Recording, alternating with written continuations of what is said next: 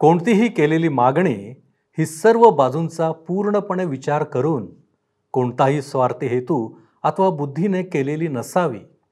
काय आमच्या मागण्या अशाच असतात काय?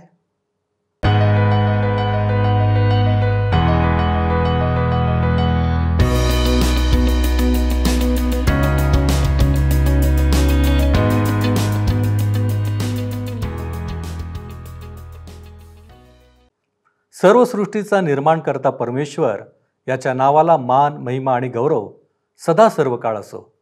उपासना कार्यक्रमामध्ये आपले हार्दिक स्वागत. प्रियानो, बऱ्याच वेळा आमच्या मागण्या हट्टीपणाच्या असतात. सखोल असा विचार न करता केलेल्या असतात.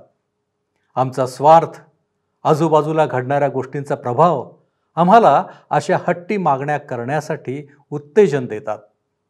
अशीच काही घटना इस्रायलांच्या विषयी घडत आहे. इतके दिवस त्यांना शास्ते होते.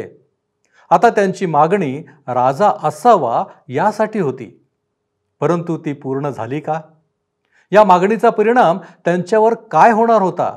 इत्यादी गोष्टी आपण आज पाहणार आहोत.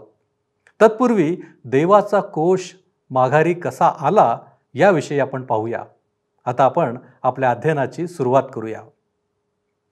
श्रोत्यांनो, ह्या दिवसांमध्ये आम्ही शमूएलाचे पहिले पुस्तक ह्याच्या 6व्या अध्यायाचं अध्ययन करीत आहोत.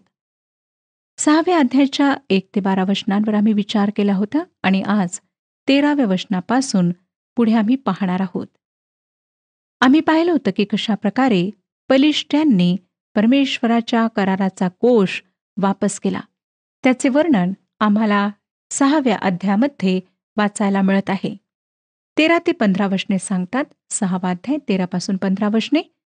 या प्रसंगी बेत शेमेशचे लोक खोऱ्यात गव्हाची कापणी करीत होते. त्यांनी वर नजर करून पाहिले तो त्यांच्या दृष्टीस कोश पडला. तो पाहून त्यास आनंद झाला. ती गाडी यहोशुवा बेत शेमेशकर याच्या शेतात जाऊन उभी राहिली. तिथे एक मोठी धोंड होती.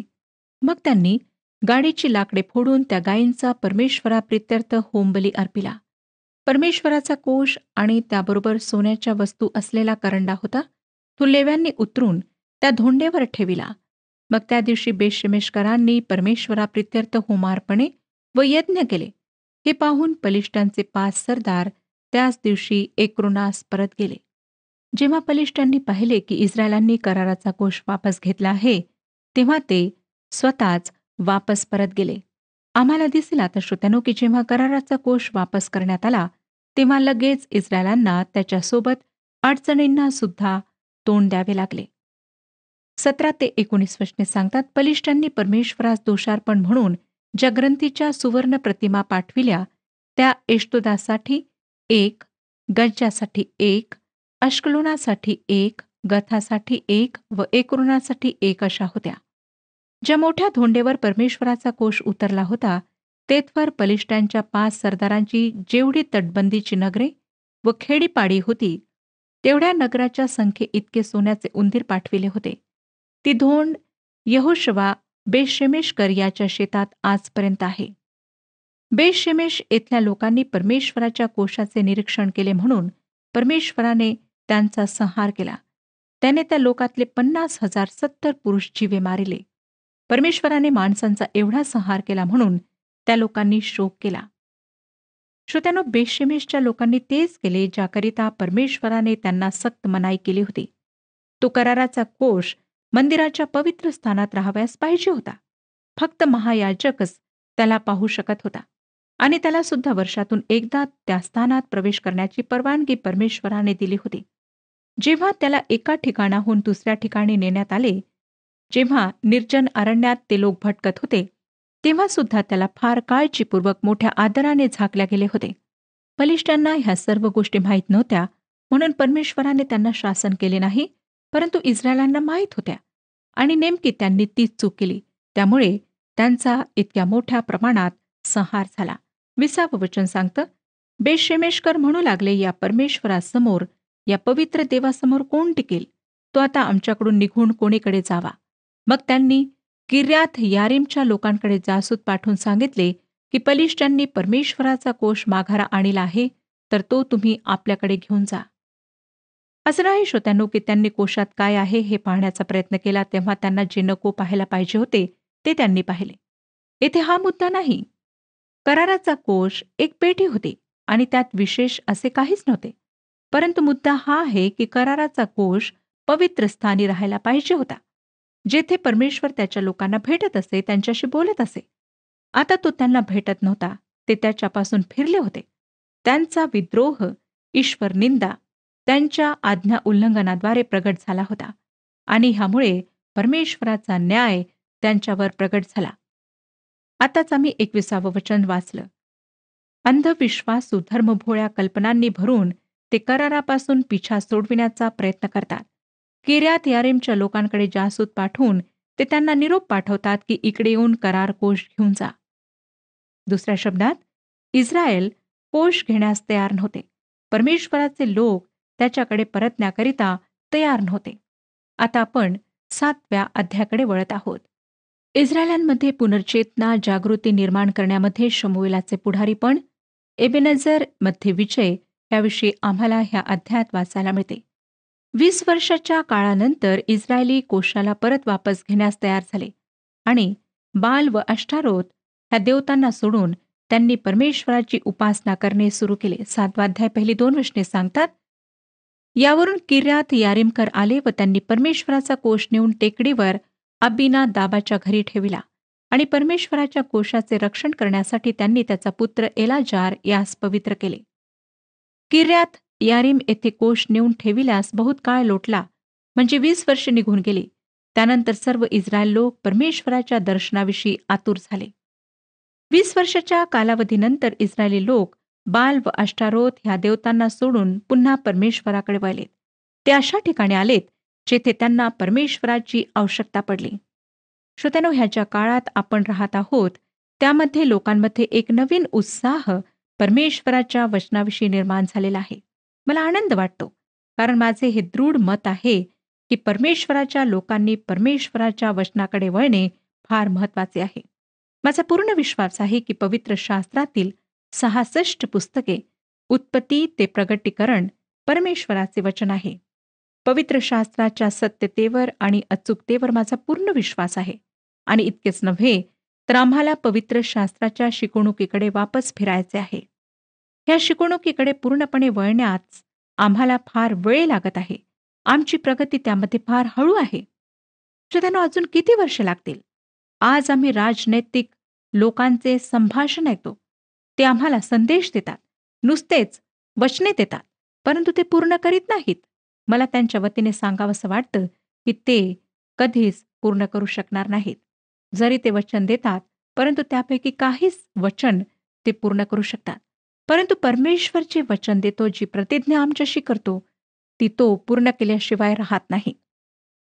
जेव्हा आमच्यावर आपत्ती येते, कोठूनच मदत मिळू शकत नाही, साह्याला कोणीच धावून येऊ शकत नाही, अशा वेळेला आम्ही परमेश्वराकडे वळतो. आणि अगदी हेच 20 वर्षाच्या काळानंतर इस्रायलांसोबत घडले. 7वा अध्याय 3 आणि 4 वचन पहा. तेव्हा शमूएलाने अवघ्या इस्रायल लोकांस सांगितले, तुम्ही मनपूर्वक परमेश्वराकडे वळला आहात, तर तुमच्यातील अन्य देव व अष्टारोत यास दूर करा आणि परमेश्वराकडे आपले चित्त लावून केवळ त्याचीच उपासना करा, म्हणजे तो तुम्हास बलिष्ठांच्या हातातून सोडवेल. मग इस्रायल लोक बालदेव व अष्टारोत यास दूर करून केवळ परमेश्वराची उपासना करू लागले. शमूएलाच्या महान सेवेची ही सुरुवात आहे. इस्रायल राष्ट्र पूर्णपणे मूर्तीपूजेच्या आहारी गेले होते.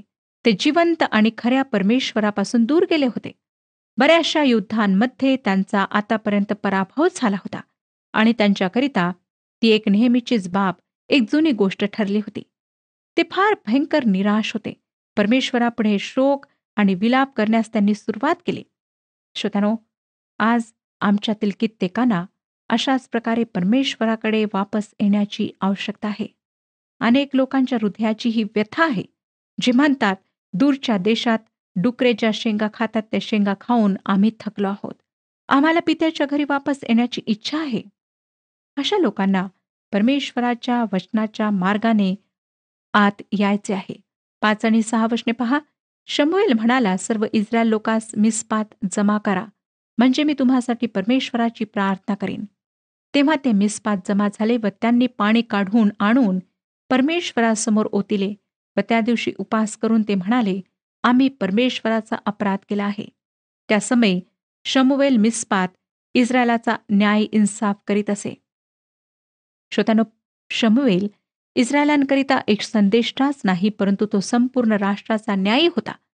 ह्या ठिकाणी आम्हाला दिसतं की इस्रायली लोक खोट्या देवतांना सोडून खऱ्या देवाकडे वळले आहेत. शमूएल त्यांच्याकरिता प्रार्थना करीत आहे आणि ते स्वतःची पापे कबूल करीत आहेत. परमेश्वराच्या लोकांकरिता हाच एक मार्ग आहे. मला नाही वाटत श्रोत्यानो की दुसरा कुठला मार्ग आहे. आज आम्हाला बऱ्याच अशा पद्धतींबद्दल ऐकायला मिळते ज्यांना प्रभूने आशीर्वादित केलेले आहे.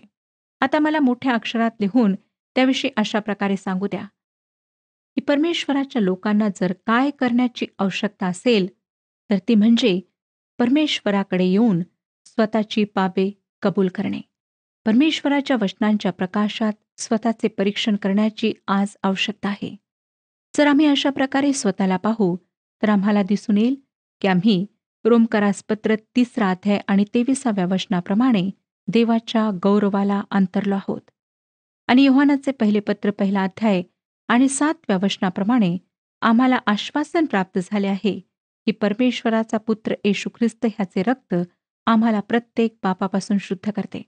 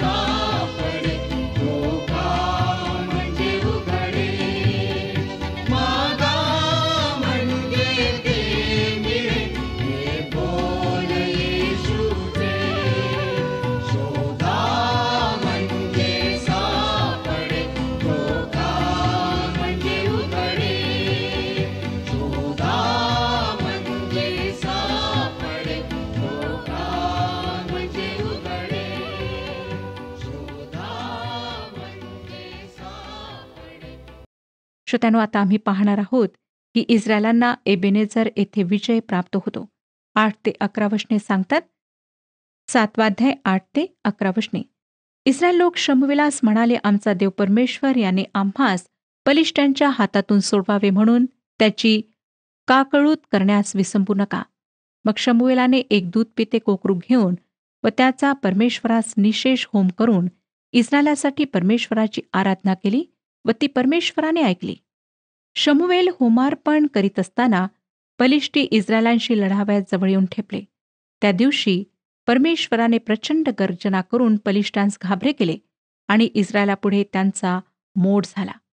इस्रायल लोकांनी मिस्पातून बाहेर पडून बलिष्ठांचा पाठलाग केला आणि ते बेत कारापाशी पोहोचत तोपर्यंत त्यास ते मार देत गेले. परमेश्वराने त्यांना एक भारी विजय मिळवून दिला आणि बऱ्याच काळानंतर असा विजय ह्या लोकांना प्राप्त झाला होता. श्रोत्यानो, हे लोक मूर्तीपूजेच्या आहारी गेले होते. परमेश्वराविरुद्ध त्यांनी बंड केले होते. जेव्हा त्यांनी परमेश्वराकडे वळण्यास सुरुवात केली तेव्हा शमूएलाने त्यांना पश्चाताप करण्यास सांगून परमेश्वराकडे वळण्याचा निश्चय करण्यास लावला. परिणामस्वरूप परमेश्वराने त्यांना बलिष्ठांवर विलक्षण विजय दिला. 12वं वचन सांगतं, मग शमूएलाने एक शिळा घेऊन ती मिस्पा व शेन यांच्या दरम्यान उभी केली व तिला एबेन एझर हे नाव देऊन म्हटले की एथवर परमेश्वराने आमचे सहाय्य केले आहे. श्रोत्यानो, एबेनेझर नावाचा अर्थ आहे मदत करणारी शिला. देवाने एथवर आमची मदत केली आहे. भूतकाळाकडे पाहून त्या गोष्टींचे स्मरण देणारी शिला ती होती. वर्तमान काळाकरिता स्वतःला ओळखण्याची ती शिला होती आणि भविष्याकरिता नवीन जागृतीची ती शिला होती. आजपर्यंत ह्या क्षणापर्यंत परमेश्वराने आमची मदत केली. आमची नेहमीची सवय आहे की आम्ही भूतकाळात घडलेल्या गोष्टी स्मरणात ठेवतो, त्याबद्दल चर्चा करतो. फिलिप्पेकरातील लोकांना पौलाद्वारे परमेश्वराने काय सांगितले ते स्मरणात घ्या. फिलिप्पेकरास पत्र 1 अध्याय आणि 6वं वचन, माझी खात्री आहे की ज्या देवाने तुमच्यामध्ये हे चांगले कार्य सुरू केले आहे तोच देव तुम्हाला येशू ख्रिस्त पुन्हा येईल त्या दिवसापर्यंत त्याच्या कृपेमध्ये वाढत जाण्यास सहाय्य करून आपले कार्य शेवटास नेल. श्रोत्यानो, काय परमेश्वराने आपणास अशा स्थितीपर्यंत आणले आहे? काय तो तुमचे पुढारीपण करीत आहे? तो तुमचे मार्गदर्शन करीत आहे? जर तो करीत आहे तर तुम्ही म्हणू शकता की आतापर्यंत परमेश्वराने आमची मदत केली. एबेनेझर, जेव्हा त्याने ह्या क्षणापर्यंत तुमची मदत केली आहे तर तो पुढे सुद्धा तुमची मदत निरंतर करीत राहील. परमेश्वराने आम्हाला स्मरणशक्ती दिली आहे जेणेकरून आम्ही चांगल्या गोष्टींचे स्मरण ठेवून आनंदित राहू शकतो. मला पूर्ण खात्री आहे की आपणापैकी सर्व आज माझ्यासोबत हे म्हणू शकाल की आतापर्यंत परमेश्वराने आमची मदत केली आहे. श्रोत्यानो, व्यक्तिगत रूपाने मी आज एका साक्षीच्या रूपात आपणाला सांगू शकते की परमेश्वर फार चांगला आहे. त्याने आजपर्यंत ह्या क्षणापर्यंत माझी मदत केली आहे. श्रोत्यानो, दाविदाने म्हटले, परमेश्वर माझा मेंढपाळ आहे. आणि नंतर भविष्याकडे पाहून त्याने म्हटले की मला काही उणे पडणार नाही. 13वं वचन वाचूया. या प्रकारे पलिष्ठी पराजित झाल्यावर ते पुन्हा इस्रायलाच्या मुलखात आले नाहीत आणि शमूएलाच्या सगळ्या हयातीत परमेश्वराचा हात पलिष्ठांवर होता. मला असं वाटतं श्रोत्यानो की आपण असं म्हणू शकतो की पलिष्ठी इतके प्रबळ, भयंकर शक्तिशाली शत्रूच्या रूपात ज्याप्रमाणे युद्धापूर्वी होते तसे ते पुन्हा कधीच राहिले नाही. हे एक फार वैशिष्ट्यपूर्ण युद्ध होते आणि त्याच्या स्मरणार्थ ही शिला उभ्या करण्यात आली होती. ही शिला उत्तरेला येरुशलेमच्या 3 ते 4 मैल अंतरावर वायव्य दिशेला होती. ती शहरातून दिसेल अशा ठिकाणी होती. 15 ते 17 वचने पहा काय सांगतात. शमूएलाने आपल्या आयुष्यभर इस्रायलाचा न्याय इन्साफ केला. तो वर्षानुवर्ष बेथेल, गिलगाल व मिस्पा या सर्व ठिकाणी फेरी करून इस्रायलाचा न्याय इन्साफ करीत असे. तो रामा येथे परत येत असे, कारण तेथे त्याचे घर होते. तेथे तो इस्रायलाचा न्याय इन्साफ करी. तेथे त्याने देवाप्रित्यर्थ एक वेदी बांधली. हीच ती कहाणी आहे श्रोत्यानो. शमूएल इस्रायलांचा संदेष्टा आणि शास्ता होता. तो संपूर्ण प्रांताचा न्याय होता. बेथेलपासून गिलगाल, गिलगालपासून मिस्पा आणि पुन्हा रामा ह्या सर्व ठिकाणी तो गेला. येरुशलेमेच्या उत्तरेकडील हे क्षेत्र होते. ह्या सर्व ठिकाणी त्याने इस्रायलांचा न्याय केला. आता आपण 8व्या अध्यायाकडे वळत आहोत. इस्रायली लोक परमेश्वराचा नकार करून राजाची मागणी कशा प्रकारे करतात ह्याविषयी आता आम्ही पाहणार आहोत. शमूएलाच्या पहिल्या आणि दुसऱ्या पुस्तकाच्या बाकीच्या भागांवर आम्ही होशे 13वा अध्याय आणि 11वे पद लिहू शकतो. हे वचन अशा प्रकारे आहे: माझ्या रागात मी तुला राजे दिले आणि माझ्या क्रोधात त्यांना काढून टाकले आहे. शमूएल एक फार मोठा शास्ता आणि परमेश्वराचा जन होता.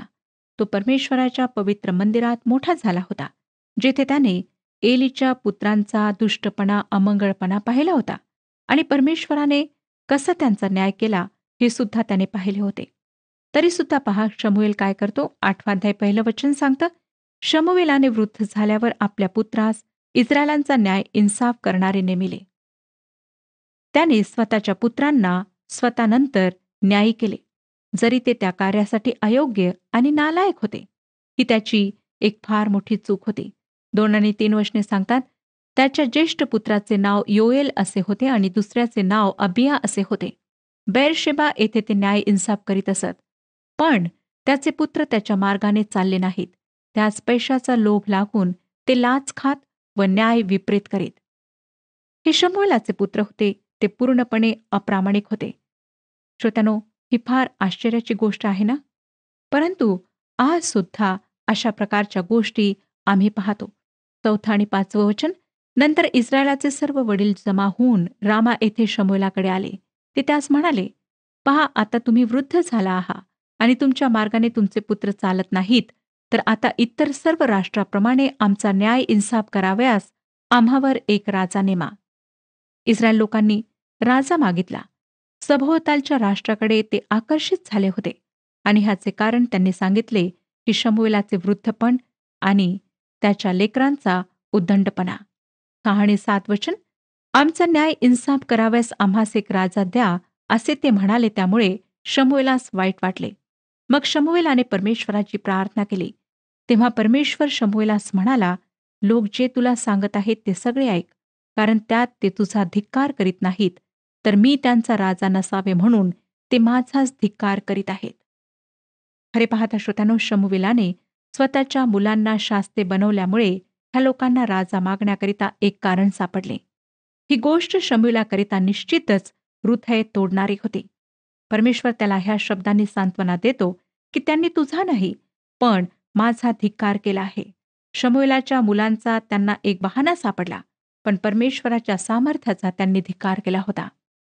नंतर शमूएलाने इस्रायलांना चेतावणी दिली की राजा मिळाल्यानंतर तुमची काय स्थिती होईल. त्याने सांगितले की तो राजा तुमच्यावर राज्य करेल, सत्ता गाजवेल, तुमच्या मुलांना सैनिक म्हणून घेईल, मुलींना स्वयंपाक करण्याकरिता आणि सैन्यात नोकरानींच्या रूपात घेईल. सर्वोत्कृष्ट शेती, द्राक्षमळे व जैतून राई तो तुमच्यापासून हिसकावून घेईल.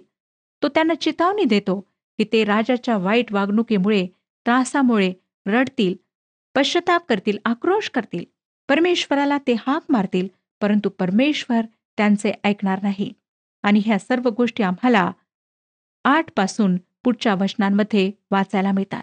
19 ते 22 वचने पुढे सांगतात. 8वा अध्याय 19 ते 22 वचने वाचूया. तरी पण लोक शमूएलाचे म्हणणे ऐकेत नात.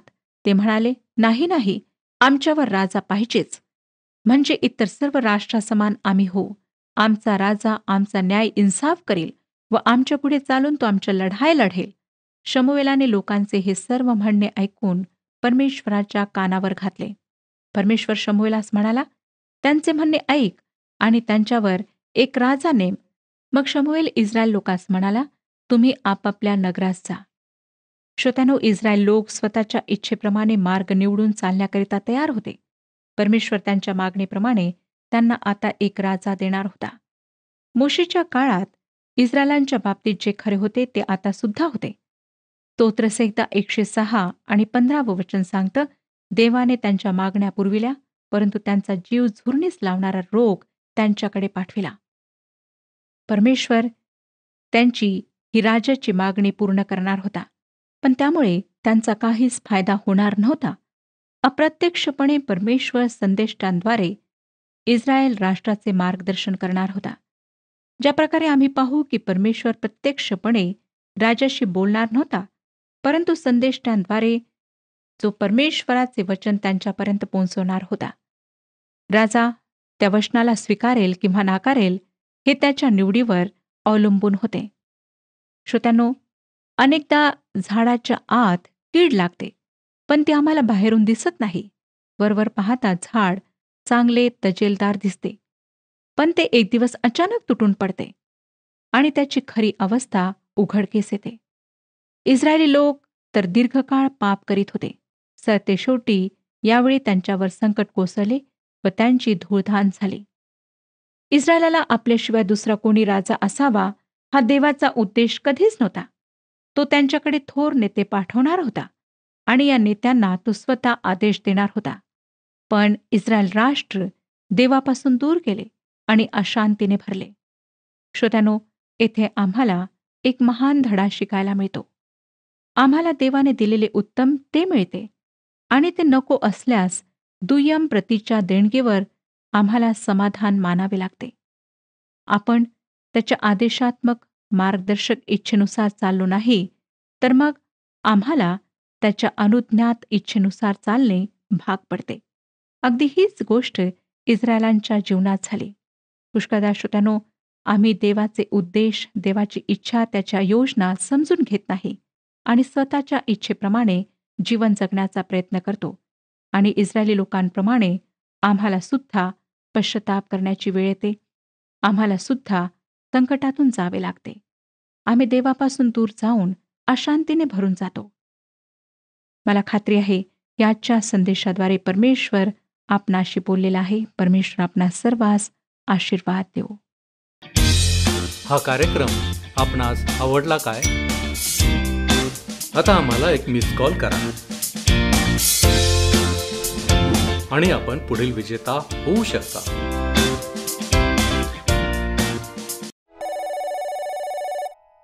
प्रियानो, खरंच आमच्या मागण्या योग्य असतात?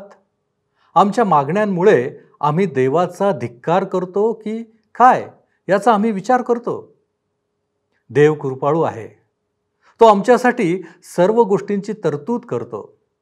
फक्त आम्ही आमच्या इच्छेने नव्हे, तर त्याच्या इच्छेने सर्व काही केले पाहिजे आणि त्याच्याकडे मागितलेही पाहिजे. तो काळजी घेणारा देव आहे. प्रियानो, एथवर म्हणजे आत्ताच्या क्षणापर्यंत परमेश्वराने आमचे सहाय्य केले आहे. येथून पुढेही तो आम्हाला सहाय्य करणार आहे. आपण त्याचे आभार मानू. आपण प्रार्थना करू. सर्व समर्थ आमच्यावरती दया आणि कृपा करणाऱ्या आमच्या महान प्रेमळ परमेश्वरा, जो तू आमचं निर्माण करता, त्या तुझ्या चरणापाशी आम्ही आलेलो आहोत. प्रभूजी, आजच्या मननाबद्दल, अध्ययनाबद्दल आम्ही तुझे उपकार मानतो. प्रभूजी, तू आम्हाला दाखवून दिलेला आहेस की आमच्या मधल्या उणीवा कशा असतात.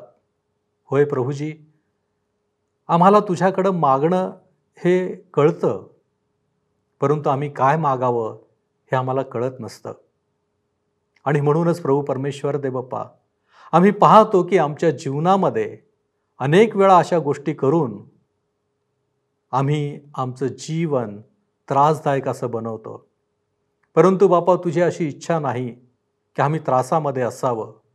यासाठीच प्रभूजी आम्ही तुला विनंती करतो, योग्य गोष्टी मागण्यासाठी तू आमचा ताबा घे.